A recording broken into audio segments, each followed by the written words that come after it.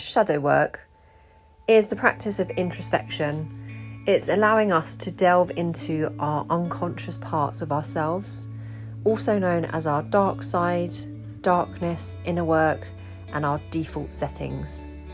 In simple terms, it's just looking inwards at the traits that live in our unconscious mind, which sometimes project themselves out into the world and show in our reactions and behaviours.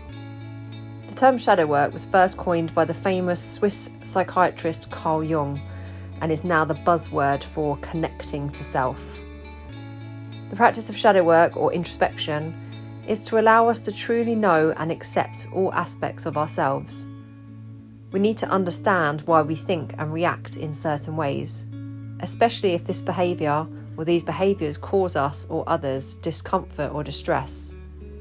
During this practice, we can begin to notice patterns of behaviour and any destructive thoughts or beliefs. Getting to know why we think or feel the way we do can give us more confidence and control over our triggers and emotions. When we ignore our shadow or try and suppress certain feelings, our unconscious mind will find ways for us to become aware that they exist. So this can lead to issues like self-loathing or low self-esteem, negative self-talk, lack of progression, repeating negative patterns, self-deceit and or deceiving others, anxiety and or depression, struggling to have healthy relationships, self-sabotage, offensive behaviour towards others, self-absorption, and over-inflated ego. When we reject our shadow, we might start to project this onto others. Projection happens when we see things in others that we subconsciously recognise but hide within ourselves. These parts can make us feel uncomfortable, and as a result, we can start to cast judgment or be critical of others who reflect those traits. The idea of shadow self isn't to find a flaw or something that needs to be overcome. Instead, it's acknowledging our shadow and integrating it into ourselves as a whole. By developing awareness and allowing self-acceptance and self-compassion, which in turn enables you to take control and live more deliberately. To begin on this journey of introspection, I suggest some short question and answer sessions, either written down, with a professional, a trusted friend, or just in your own head. I will provide some sample questions that you can get started with, but I'm sure you'll come up with plenty more of your own in time. So the first question would be, what is something that other people do that annoys you? And how does this reflect a part of yourself? Question 2, what's an embarrassing memory you have? And why was it embarrassing? The next question, what's something that sparks a short fuse in you? So what triggers you? And why does this bother you so quickly and so much?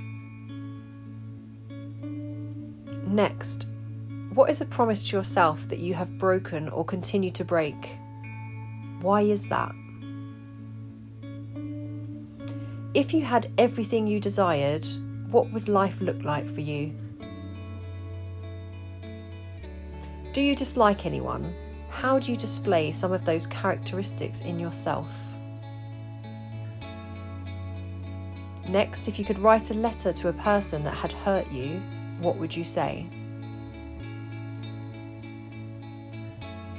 Another, in what ways do you feel guilty and why?